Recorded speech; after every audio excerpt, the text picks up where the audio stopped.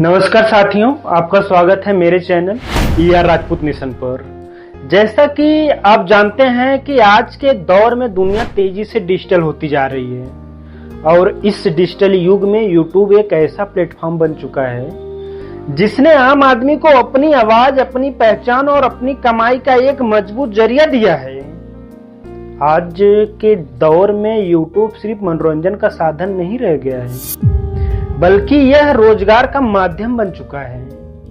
हजारों और लाखों लोग आज YouTube के जरिए अपनी आजीविका चला रहे हैं। आने वाले समय में YouTube का पोटेंशियल और भी ज्यादा बढ़ने का चांसेस है।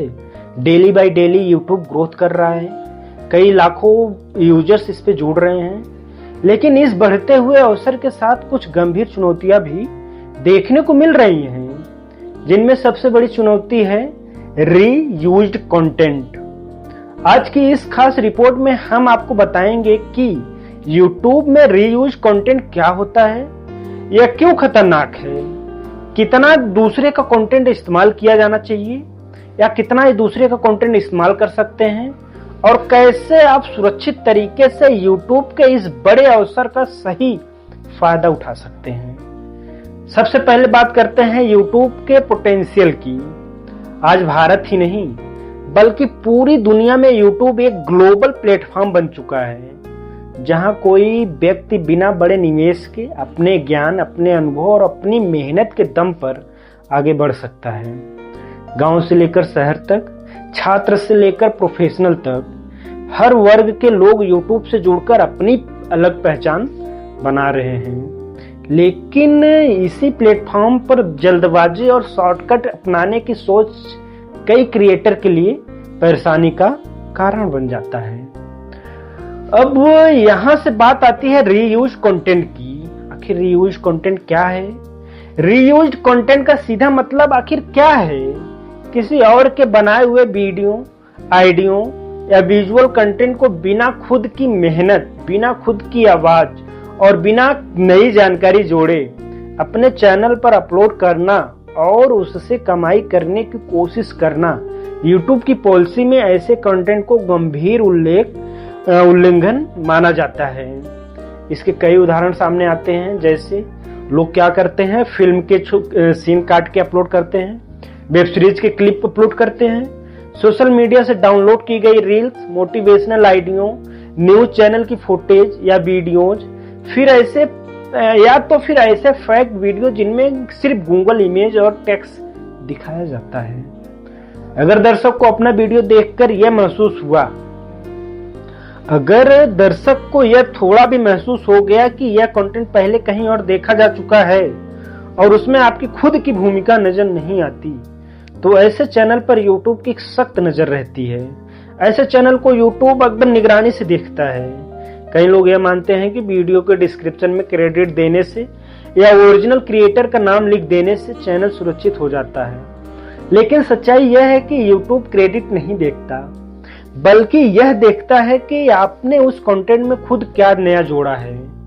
परमिशन होने के बावजूद भी अगर कंटेंट में आपकी खुद की मेहनत और विश्लेषण नजर नहीं आए तो मोनेटाइजेशन रोक दिया जा सकता है या रोक दिया गया है। बहुत सारे लोगों को कंप्लेन आया है। अब सबसे अहम सवाल यह उठता है कि आखिर दूसरे का कंटेंट कितना इस्तेमाल किया जाना चाहिए या कितना इस्तेमाल कर सकते हैं। तो आपको साफ शब्दों में मैं बता दूं कि YouTube की तरफ से कोई तय प्रतिशत नहीं है, न ही कोई निश्चित सीमा तय की गई है। नियम सिर्फ एक है, अगर वीडियो में आपकी आवाज, आपकी जानकारी, आपकी एनालिसिस और आपका मौजूदगी साफ तौर पर दिखाई देती है और इस्तेमाल किया गया कंटेंट केवल समझाने के उद्देश्य से सीमित है, तो ऐसे कंटेंट सुरक्षित माने जा सकते हैं। लेकिन अगर क्लिप ज्यादा है और आपकी भूमिका कम है और चैनल पर खतरा बढ़ जाता है, अगर आप YouTube के इस बढ़ते हुए पोटेंशियल का सही फायदा उठाना चाहते हैं, तो आपको ओरिजिनल कंटेंट की दिशा में आगे बढ़ना होगा। जैसे खुद कैमरे पर आकर रिपोर्टिंग करना, किसी विशेष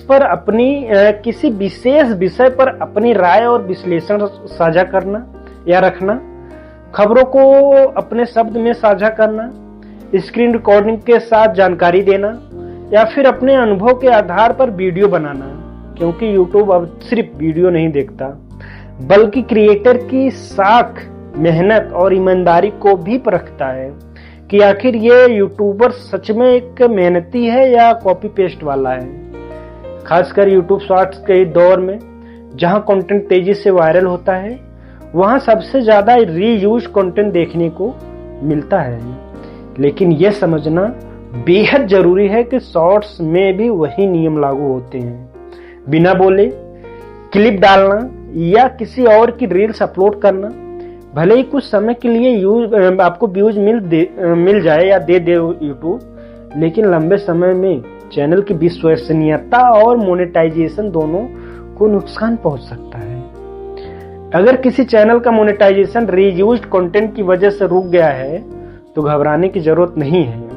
ऐसे में पुराने कॉपी किए गए वीडियो हटाकर या प्राइवेट करके कुछ समय लगातार ओरिजिनल कंटेंट अपलोड करना चाहिए।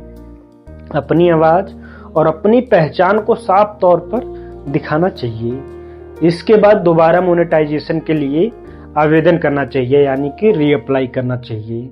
उसके बाद आपका चैनल वापस से मोनेटाइज हो जाएगा।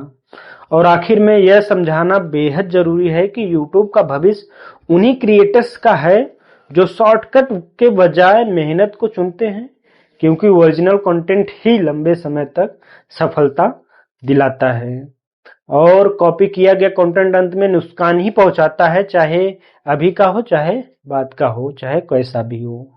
इस संदेश के साथ में मैं था ER राजपूत और आप देख रहे ER राजपूत नेशन। अभी के लिए इतना ही, मिलते हैं एक अलग जानकारी के साथ में एक अलग वीडियो में। तब तक के लिए जय हिंद, जय भारत।